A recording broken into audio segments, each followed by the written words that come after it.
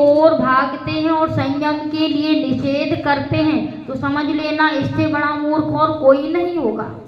इसलिए धर्म के जितने साधन हो, जितने आयतन हो, ये हमारी धरोहर है। प्राचीन आचार्यों ने, प्राचीन लोगों ने अगर ये मूर्तियाँ, मंदिर नहीं बनवाए होते तो आज हम मंदिर जाना भी नहीं सीख पाते। हमें ये भी नहीं पता चलता कि भगवान कैसे होते हैं। उनकी आज धरोहर है कि हम उनके दर्शनों के, और फिर कितनी कितनी धरोहर हमें जमीनों से मूर्तियाँ निकलती हैं और हम कितने खुश होते, कितनी अतिशयकारी मूर्तियाँ प्राप्त हुई हैं, मिली हैं, अतिशय क्षेत्र बन जाते हैं। ये क्यों बन जाते हैं? क्योंकि उन्होंने विराजमान की। एक राजीव पापड़ीवाल का नाम आता है कि एक राजीव पापड़ीवाल थे, बहुत सेठ थे। संपत्ति तो सबके पास होती, ऐसा कोई नहीं है कि जिसके पास संपत्ति नहीं, पर भाव होना बहुत बड़ी बात होती है। तो उन्होंने अपनी संपत्ति को सदुपयोग करने का एक नियम लिया था कि इस भारत में जितने मंदिर हैं, दिगंबर जैन मंदिर हैं, उन सब मंदिरों में मैं एक प्रतिमा विराजमान और एक शास्त्र विराजमान करूंगा। और उन्होंने 1 लाख से ऊपर मूर्तियां और शास्त्र स्थापित किए। अब बोलिए, शास्त्रों में भी आज उन दानवीर का नाम आ रहा कि उन्होंने ऐसा संकल्प लिया। आपने कभी ऐसे संकल्प लिए? आप लोग तो संकल्प कैसे लेते हो? मैं अपने गोदरेज में 500 साड़ियाँ रखूँगी, मैं इतनी फैशन करूँगी, ऐसे शादी में जाऊँगी तो ये आभूषण से शरीर सजाऊँगी। ये तो मात्र फैशन और व्यसन में कितना भी गंवा देना, ये आपके लिए कोई कार्यकारी नहीं। आपके मात्र यहीं तक क्रीम पाउडर में लगाया, यानी नाली का पानी नाली में बह गया। जितनी सामग्री लगाई ना, 2 मिनट में मुंह धोगे सब बह जाएगा। तो जैसा कमाया वैसा। इसलिए अगर जिसकी असली कमाई होती है तो वो नियम से आत्मा के साधनों में जाती है। किसमें जाती है? आत्मा के साधनों में। जैसे आप लोग खून का ग्रुप चेक करते हो, किसको किस खून की जरूरत है, तो ए ग्रुप का होता तो वो ए ग्रुप वालों को देते हो, बी ग्रुप का तो बी ग्रुप वालों को देते ना, और सी ग्रुप का होता तो सी ग्रुप वालों को। ऐसे ही सबको अपने पैसे का ग्रुप चेक करना चाहिए। कैसा? पैसे का ग्रुप चेक करना चाहिए। अर्थात जिसकी ईमानदारी की कमाई ए ग्रुप की कमाई होगी तो नियम से आत्मा के साधनों में जाएगी, और जिसकी बी ग्रुप की होगी, बेईमानी की कमाई, तो वो व्यसनों में जाएगी, और जिसकी सी ग्रुप की होगी तो आपके फैशन में जाएगी और सप्त व्यसनों में जाएगी। इसलिए आपको चेक करना चाहिए आप अपना अपना ग्रुप की आपकी कौन सी कमाई है। अगर अपने पैसों को आपको शुद्ध बनाना है, संपत्ति को शुद्ध करना है, तो दान रूपी फिल्टर मशीन में डालो, आपकी संपत्ति हमेशा के लिए शुद्ध हो जाएगी। और बाद में यदि जोड़ जोड़ के रख भी जाओगे तो क्या फायदा? आपको तो कुछ नहीं मिलेगा, आपके बेटे पोते उनको भी मिले, कोई गारंटी नहीं। तो कम से कम हम अपने रहते हुए अपने हाथों से दान करके जाएं तो स्वयं के लिए ही वो मिलेगा, ब्याज के रूप में मिलेगा। यहाँ तो फिर कितना भी बैंक में रख दो, कोई भरोसा नहीं। लेकिन इधर इस बैंक में यदि डालोगे तो आपको बैंक बैलेंस के रूप में स्वयं को प्राप्त होगा। यहाँ तो गारंटी है, किसी और को नहीं मिलेगा, स्वयं को मिलेगा। और वहाँ रखोगे तो कोई गारंटी नहीं कि हमें तो मिलेगा ही नहीं, लेकिन हमारे बेटे और पोतों को मिले, वो भी कोई गारंटी नहीं। इसलिए असली बैंक बैलेंस करो और सही पुण्य कमाना सीखो।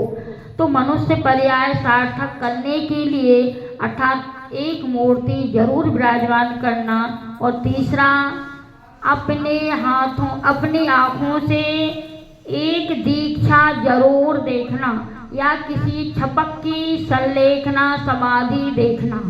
ये 3 काम करके यदि आप चले गए तो नियम से आपकी मनुष्य पर्याय की सार्थकता है। अन्यथा आए तो थे हम बनिया बन के और चले जाएंगे अबनिया बन के। तो ऐसा नहीं होना चाहिए कि हमारे जीवन में कम से कम छोटे छोटे से नियम भी आ जाते तो छोटे छोटे नियम को धारण करके ही हम महान बन सकते। आप लोग हम लोगों से माता जी इतनी छोटी छोटी सी उम्र में संयम को ले लिया, इतनी छोटी एज में क्यों धारण कर लिया? आपको कोई कष्ट था क्या? आपके घर में कोई परेशानी थी क्या? लोग ऐसे ही समझते कि जितने भी महाराज और माता जी बनते तो उनके घर में कुछ ना कुछ परेशानियां होगी तो बन गए। ये सब की भूल है, ऐसा कभी मत सोचना। अर्थात संसार में तो सारे दुखी हैं ही, परेशान तो सब हैं, दुखी सब हैं, लेकिन ऐसा नहीं आप लोगों तो दुखी होने के बाद भी भाव नहीं बन रहे उस दुख से उबरने के। अगर कोई दुखी होकर के भी आता है तो अच्छा है, मार्ग तो बहुत अच्छा है, लेकिन ऐसे ऐसे डॉक्टर इंजीनियर और ऐसे ऐसे घराने से लोग आए। हमारी गुरु माँ का आप जब सुनोगे उनको माँ अपने घर की संपत्ति देख के ही वैराग हो गया कि घर में अटूट संपदा है, सब कुछ है, फिर भी लोगों के अंदर धर्म के भाव नहीं बनते हैं। तो ऐसा उन्होंने सोचा और वो संपत्ति छोड़ने के भाव बन गए, वैराग हो गया। अभी हमारी रेणु आंटी, इनको भी ऐसा वैराग हो रहा, जबकि इनके पास कोई कमी है क्या? बोलो, आकाश जी बैठे उनके अध्यक्ष हैं यहाँ के, तो उनके अंदर भी ऐसा वैराग्य कि माता जी मैं कब निकलूं और कब आपके साथ चल के दीक्षा धारण करूं। तो आज दीक्षा दिवस के दिन उनके मन में भी ऐसे भाव आ रहे, तो ऐसा कभी मत सोचना। अभी जो बीना आंटी आई थी, इन्होंने भी पहले जब मैं इंदिरापुरम आई तो 2 प्रतिमा दी, फिर स्थापना के दिन 5 प्रतिमा, और जिस दिन मैं वहाँ से बिहार करके आई तो उन्होंने 7 प्रतिमा धारण कर दी। तो कहने का मतलब जब संतों का सानिध्य प्राप्त होता है तो अपने आप ऐसे भाव बनने लगते और भावों में परिवर्तन आ जाता है।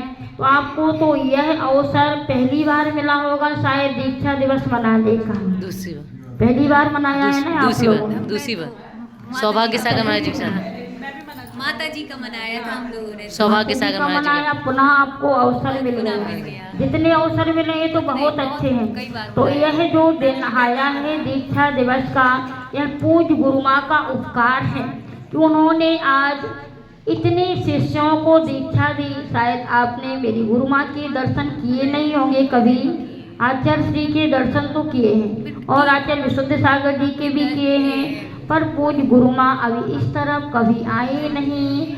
अभी तो राजस्थान में लगभग 12-13 साल से थी और अभी इस समय उनका चातुर्मास MP अर्थात भोपाल में राजधानी में चातुर्मास चल रहा था, अभी वहीं पर हैं। और उन्होंने अपने जीवन में इतने त्याग तपस्या, उनको भी दीक्षा ग्रहण किए 30 वर्ष हो गए।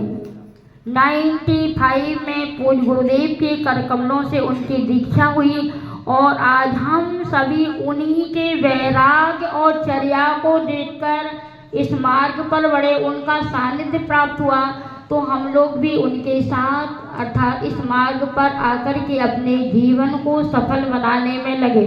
और पूज्य गुरु माँ ने जब सबसे प्रथम अर्थात 2009 में 3 दीक्षाएं दी थी, तो उन्हीं के आज हम यहाँ पर आरिका ज्ञाता श्री माता जी का दीक्षा दिवस मना रहे हैं।